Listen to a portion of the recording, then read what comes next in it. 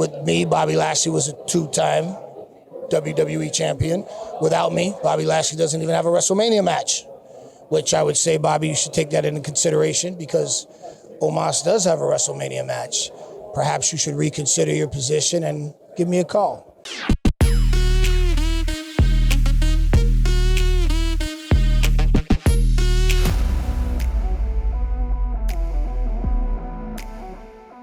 Hello everyone, Emily May with Sportskeeda Wrestling with the one and only. Very excited to talk to you. MVP is here. How are you doing ahead of WrestleMania? An exciting weekend. I'm doing exceptionally well, enjoying the WrestleMania buzz, the energy that's in the air. It's WrestleMania weekend and we're all pretty excited. We're all very excited. I would love to kind of hear what it's like being a manager. What makes a really good manager, especially for Omos? I'm a disciple of Bobby Heenan, and I think what makes him the greatest manager of all time is that he was once a wrestler. So he has a very unique insight into what it takes to succeed inside the ring. And then there's the mental aspect. You know, you have to have a certain level of mental acuity.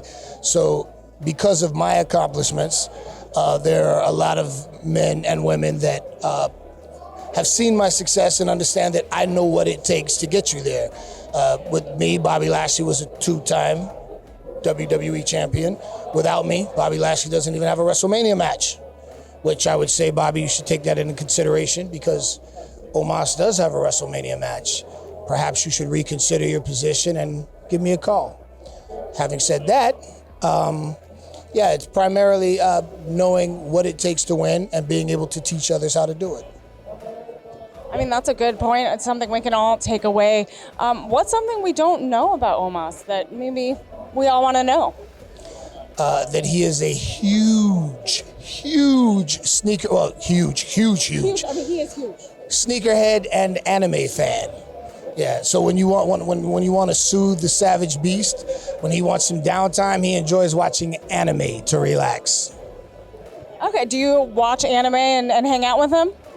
We don't watch the same anime, but I'm also a fan of anime. But I will say this, because of his massive size and intimidating presence, people don't realize how intelligent he is.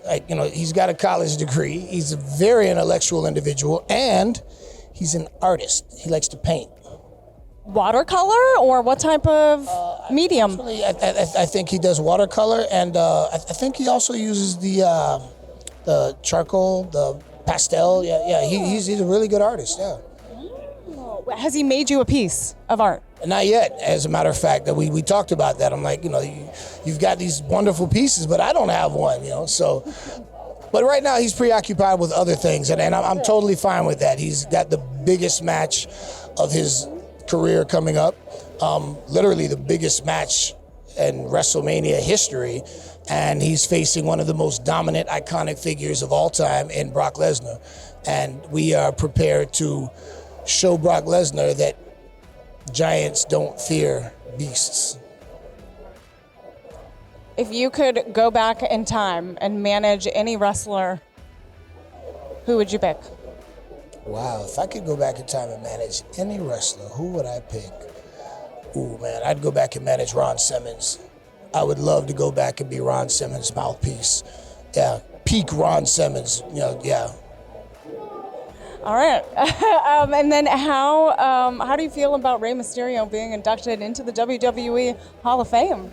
I'm surprised because he's still an active wrestler, to be inducted while he's wrestling, but I don't think there's any argument that Rey Mysterio is the greatest luchador of all time. Certainly the most famous. I tease him all the time. His mask is the most counterfeited mask in the world.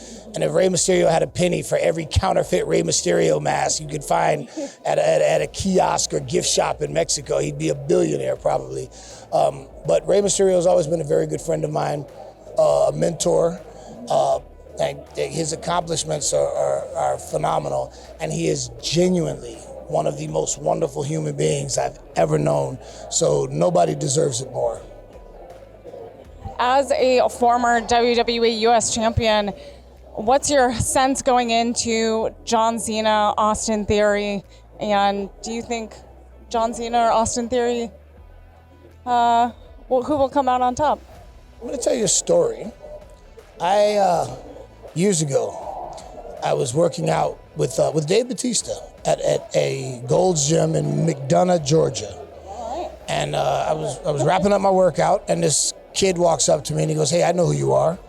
I said, "Oh yeah?" He goes, "Yeah, you're MVP." I said, "Yeah, I am." He goes, "I'm training to be a wrestler." And he said, "When I grow up, well, I'm going to be in the WWE like you one day."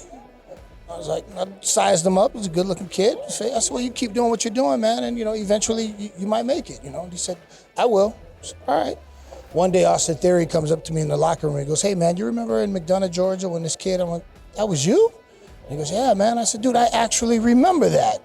So Austin Theory told me when he was 16 that he was going to make it to the WWE and he was going to be a star. Austin Theory told me that he was going to beat John Cena at WrestleMania and retain his United States Championship.